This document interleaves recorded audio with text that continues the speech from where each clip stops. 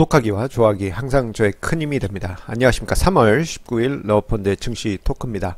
자, 월요일이 시작됐습니다. 자, 어제 주말 어떻게 편하게 보내셨는지요? 자, 어제 저는요, 당일치기로 강릉에 갔다가 평창 패럴림픽 폐막식을 보고 왔습니다. 예, 뭐 차 시간만 해도 왕복 6시간, 드라이빙 하느라고 많이 힘들었습니다만, 그래도 뜻깊은 시간이었어요. 그래서 제가 여러분들께 어제 패럴림픽 폐막식 가서 찍었던 사진 한 장 자랑 삼아 공유하겠습니다. 어제 너무 추워가지고요. 폐막식 갔더니 그 시트마다 자리마다 모자 그리고 그 우비 그리고 뭐 핫팩 이렇게 다 준비가 되어 있어 가지고 생각보다 그렇게 춥지 않게 그 패럴림픽 폐막식을 볼 수 있었습니다. 제 모자 쓰고 있는 거 여기 슬슬 보이죠? 네, 어제 평창에서 선물 받았습니다. 이 올림픽을 그냥 텔레비전으로만 본 거하고 실제 그 현장에서 보는 거하고 확실히 그 차이가 많이 나더라고요. 텔레비전에서 볼 때는 화려한 영상, 화려한 색감 이런 것만 보이는데 실제 현장에서 보니까 그 감동이 마음속으로 더 깊이 묻어 들어왔습니다. 가슴이 찡했습니다. 예, 저는 어제 이렇게 보내고 오늘 새벽에 도착해서 피곤한데 그래도 아침에 일찍 일어나서 우리 독자님들과 시청자님을 위해서 증시 토크를 준비했습니다. 자, 오늘 증시 토크 주제는요, 약간은 투자 철학 관련한 주제로 내용을 준비를 했습니다. 주식 시장에 공개되는 모든 투자 정보들은 시차가 존재한다. 이게 조금 의아하게 느껴지실 수도 있습니다. 뭐냐면요, 이게 단어의 표현에 따라서 의미가 좀 틀려질 수도 있는데요. 뭐냐면은 한 가지 오해될 수 있는 부분이 있어서 언지를 드리면, 정보가 공개될 때 뉴스가 됐든 아니면 통계 관련한 페이지에서 공지가 되든 그때 담당자 실수로 실제 데이터하고 공개되는 시점하고 차이가 있지 않겠느냐, 그런 의미로도 해석이 될 수 있는데요. 제가 오늘 이야기 드리는 거는 담당자가 정확하게 올려야 될 때 올리더라도요, 시차가 존재한다는 겁니다. 실제 데이터하고 공개될 때 시점의 데이터하고 그 시차가 발생할 수밖에 없습니다. 그렇기 때문에 이러한 현상으로 인해서 경제 정책을 내린다든가 투자 판단을 내릴 때 혼선이 빚어지기도 합니다. 자, 우리나라 기업들도 그렇지만 다른 해외 기업들도 특정 시점이 되면 실적을 공시하게 되죠. 우리나라 같은 경우 12월 결산법이다 하면은 3월 말까지는 실적을 공시를 해야 되고, 이거 마우스가 잘못 그려졌네요. 3월 말까지는 공시를 해야 됩니다. 근데 이게 3개월이라는 시간 갭이 있지 않습니까? 벌써 여기서 시차가 나타납니다.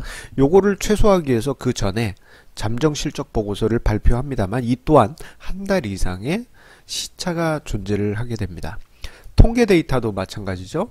예를 들어서 이제 물가지표다 한다면요, 물가지표가 발표된 순간에 그 가격이 그 시점의 물가가 아닙니다. 왜냐하면은 통계 데이터를 조사하는 그 기간이 있고, 그 데이터를 조사했다 하더라도 한 번 더 검증하거나 이제 검토하는 과정이 있기 때문에 그 실질적으로 발표될 때까지는 길면 한 달, 또는 한 1, 2주 정도 시간 텀이 생기기 때문에 공개된 데이터하고 실제 데이터 간에는 시차가 일정 시간 발생되게 됩니다. 자, 우리가 거의 실시간이라고 인정할 수 있는 데이터는 주가나 시세, 채권의 시세 같은 리얼 데이터들 뿐입니다. 그런 데이터는 실제 실시간 데이터라고 볼 수 있지만요, 요거를 토대로 해서 만들어지는 주가 지수는 또 실시간은 또 아닙니다. 약간의 계산 과정이 있기 때문에 몇 초 단위로 이게 계산이 됩니다. 이게 실시간으로 계산했다가는 서버가 난리 납니다. 그래서 이 부분도 약간의 시차, 리얼인 것 같은데도 약간의 시차는 꼭 존재한다는 것을 모든 통계 자료에서는 우리가 기억을 해야 되겠습니다. 자, 그런데 그 시차로 인해서요, 실제 경제 정책이나 혹은 투자 결정을 내릴 때 잘못된 오판을 내릴 수도 있는데, 대표적인 그 용어가, 이런 상황을 빗댄 대표적인 용어가 욕실의 바보입니다. 욕실의 바보. 이게 무슨 말이냐? 자, 우리가 상상을 해보겠습니다. 우리가 욕실에서 샤워를 하는데, 예, 물이 차가운 것 같아요. 그래서 뜨거운 물을 갑자기 확 틀겠죠.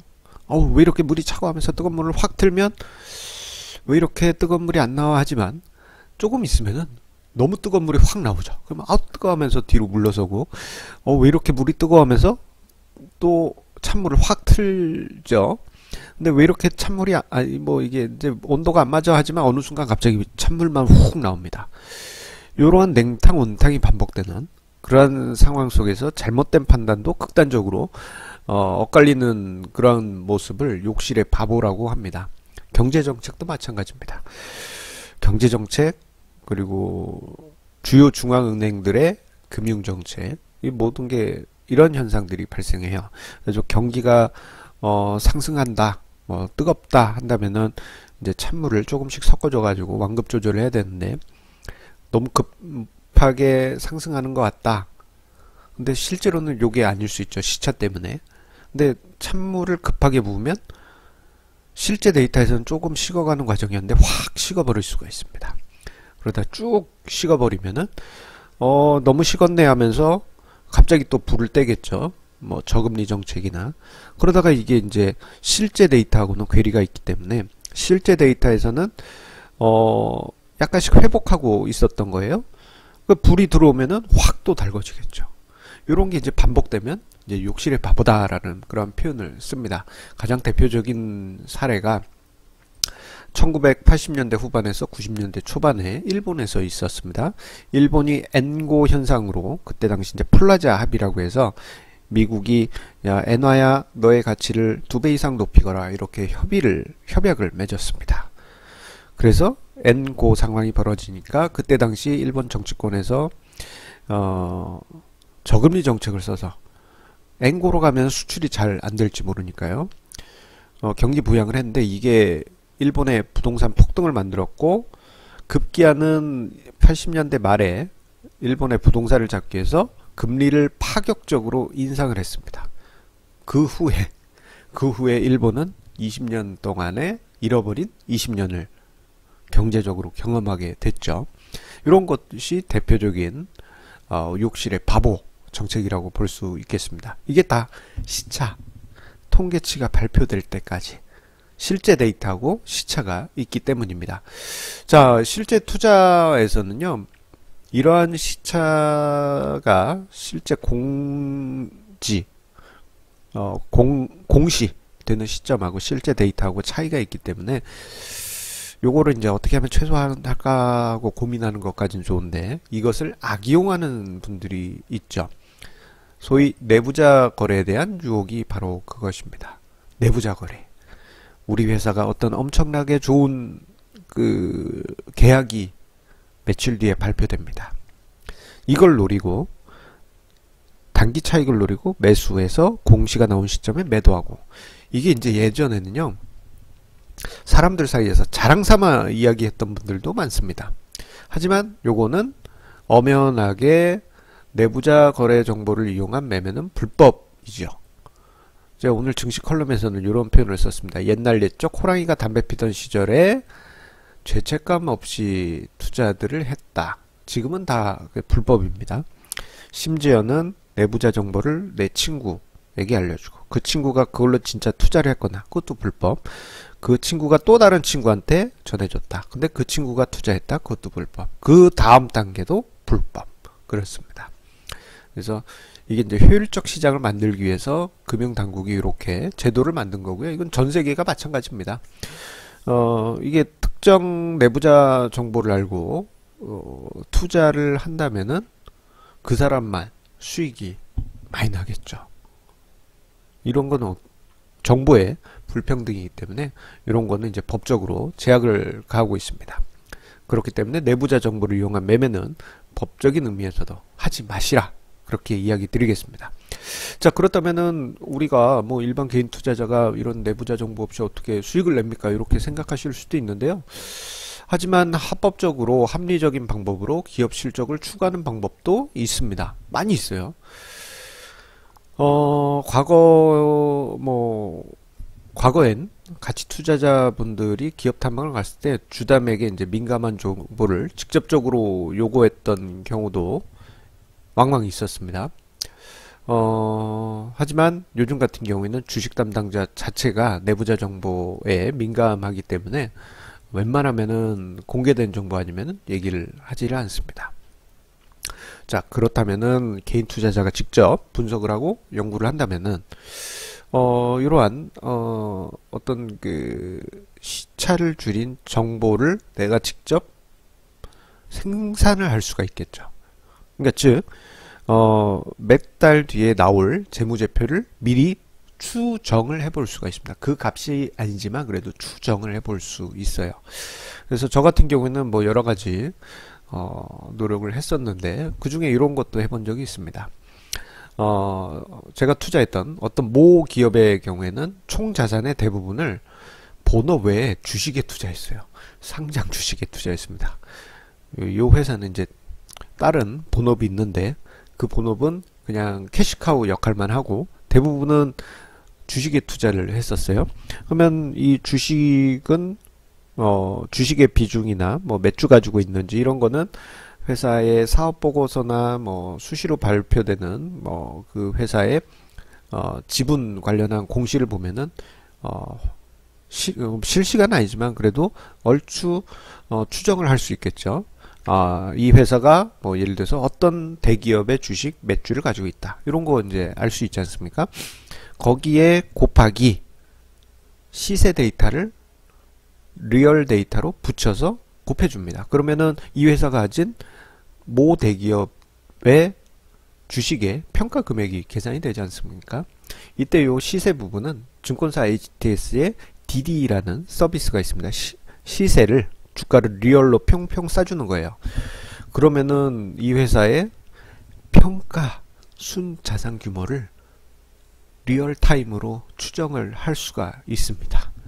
이런 것도 해봤어요. 그래서 이 회사에 투자한 주가가, 회사의 주가가 최근에 이만큼 올랐으니 주가가 어느 정도 가야 되지 않겠느냐, 이런 분석도 해볼 수 있고, 이거는 재무제표의 대조표를 생각을 해볼 수 있는 부분입니다.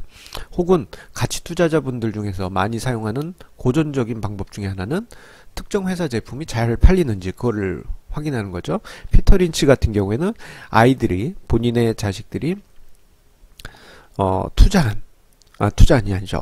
말이 잘못 나왔습니다. 마트에 가서 어떤 제품이 좋아요 아빠 그러면은 그 제품에 관한 회사를 그것을 만든 회사를 연구를 했다라고 하죠. 그래서 우연히 이제 매장 직원에게 어떤 사의 제품이 평이 좋아서 매진됐다. 요것도 하나의 중요한 투자 포인트, 분석할 수 있는 포인트가 될 수 있겠습니다.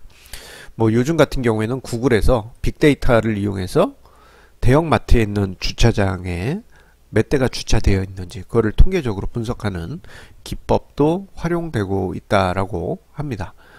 이처럼 회사 내부에서 생성된 데이터가 아니더라도 간접적으로 우리가 추정을 해볼 수 있는 것이죠. 뭐 그 외에도 원자재 가격 추이를 보면서 이 회사의 원가 부분이 몇 프로 차지하기 때문에 순이익이 높아지겠다, 낮아지겠다, 이런 것도 생각을 해볼 수 있습니다. 자, 이런 이제 노력을 한다면요, 차후에 전자공시로 실적이 공시되기 전에 조금 한 걸음 빠른 재무 데이터를 추정을 할 수가 있습니다. 요거는 내부자 정보가 아니고 내가 추정한 정보인 것이죠. 다만 요 데이터는 한 가지 단점이 있습니다. 뭐냐면 이제 추정한 데이터이기 때문에 정답이 아닐 가능성도 있어요. 특히 우리나라 같은 경우에는 이제 뭐 다른 나라도 마찬가지입니다. 재무제표에 대해서 어느 정도 여기 이제 컬럼에서는 마사지란 표현을 했는데 약간 스무싱 작업을 합니다. 뭐냐면은 실적이 매년 그래도 안정적인 모습을 보여야 되기 때문에 실적이 좋을 때는 약간 보수적으로 하고 실적이 나빠질 때는 보수적이었던 부분을 약간 완화해주고 이런 부분이 약간씩 있을 수 있습니다. 그렇기 때문에 실제값하고 추정치하고 틀리게 나올 수는 있어요. 그리고 우리나라 상장사 같은 경우에는 매년 4분기에 잠재적 부실을 털어내는 경향이 있습니다. 그래서 1분기, 2분기, 3분기 때 매출액, 뭐 영업이익 이런 게 쭉 올라왔다가 4분기 때 톡 꺼지는 그런 기업들이 왕왕 있습니다. 이게 제법 많습니다. 예. 1분기, 2분기, 3분기 때 실적 좋았다가 4분기 때 실적이 훅 떨어지는 그러한 현상들이 왕왕 발생되기 때문에 열심히 추정을 했는데 실제 정답하고는 틀릴 수가 있습니다. 하지만 이런 노력들이 있게 되면요, 추정을 하려고 합리적인 방법을 계속 노력을 하게 되면은 장기적으로는 결국 여러분들이 노력하셨던 그 방향으로 회사의 실적이나 재무제표나 이런 게 근접하게 됩니다. 그렇다는 얘기는 결국 투자 승률과 수익률을 장기적으로 높여가는 것이죠. 근데 이게 뭐 틀릴 수도 있잖아요, 이렇게 생각하실 수 있지만요, 우리가 이 부분부터는 확률론을 생각을 할 필요가 있습니다. 우리가 이제 다트 이렇게 화살 휙 던져가지고 맞추는 거 있지 않습니까? 우리가 그냥 대충 던지면 가운데에서 막 여기저기 뭐 어떤 때는 뭐 바닥에도 떨어질 수도 있을 거고 랜덤하게 날아가겠지만 우리가 정 가운데를 노리고 탁탁 던진다면은 뭐 매번 그런 건 아니더라도 가운데 근접하게 화살들이 몰려있게 될 겁니다. 이런 것처럼 우리가 회사의 실적이나 아니면은 경제지표나 이런 거를 추정하려는 노력을 하게 된다면은 최대한 정답과 근접하는 그러한 결과를 만들 수 있는 것이죠. 자, 그런데 여기까지는 조금 어떻게 보면 좀 어렵습니다, 사실. 예. 일반 개인 투자자분들도 따라하시기는 좀 어려울 수 있고, 특히나 이게 요 부분에서는 좀 해안이 필요할 수가 있어요. 예. 그러니까 퍼블릭하게 일반적으로 쓰이는 방법으로는 또 오류가 발생할 수도 있는 그런 부분이 있기 때문에 일반 개인 투자자 분이라면 요거를 생각하실 필요가 있다. 스타일 투자 전략입니다. 스타일 투자 전략은 뭐냐면요, 가치 투자 방식 중에 한 부류인데 정해둔 어떤 투자 기준들이 있을 거 아닙니까? 저평가된 기준이다. 그러면 그 기준에 맞는 종목들을 뽑은 다음에 예, 그 종목들을 주기적으로 포트폴리오를 변경하는 것입니다. 요 과정을 반복하게 되면요, 그 주가의 특징은 이런 게 있습니다. 회사의 실적이 공시될 때 그 공시된 데이터에 의해서 주가가 뭐 이렇게 높이 있어야 되는데 꼭 여기 있는 건 아닙니다. 어떤 주가는, 어떤 회사는 이거보다 높게 있을 거고 어떤 회사는 여기 있어야 될 주가가 이거보다 낮게도 있을 것이죠. 자, 그렇다면은 이런 스타일 전략을 반복하게 되면요, 저평가된 기준은 정해져 있기 때문에 요 기준치보다 높은 주가에 있다 그러면 배제를 할 것이고, 투자해서 요거보다 낮은 수준에 있다 그러면은 매수를 하겠죠. 그러면은 요 주식들이 어느 순간 제값으로 가게 됩니다. 다만 한 종목, 두 종목으로, 소수의 종목으로 투자하시면 절대 안 되고요. 포트폴리오, 다수의 종목으로 포트폴리오를 꾸려야지만 요게 통계적으로 의의를 갖게 됩니다. 이렇게 해서 이제 스타일 투자 전략을 하시게 되면은 상대적으로 큰 고민을 하지 않고 마음 편하게 투자를 하실 수 있을 것입니다.